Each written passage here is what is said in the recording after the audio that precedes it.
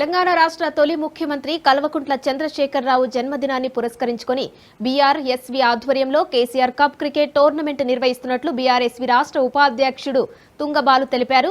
ఓయూలో జరిగే KCR cup cricket tournament పోస్టర్ను ఓయూలో ఆవిష్కరించారు. ఈ సందర్భంగా బీఆర్ఎస్వీ రాష్ట్ర ఉపాధ్యక్షుడు తుంగబాలు మాట్లాడుతూ విద్యార్థులు చదువుతో పాటు క్రీడలకు కూడా ప్రాధాన్యత ఇవ్వాలన్నారు. ఈ టోర్నమెంట్కు విద్యార్థులు, యువకులు అధిక సంఖ్యలో పాల్గొని విజయవంతం చేయాలని విజ్ఞప్తి చేశారు.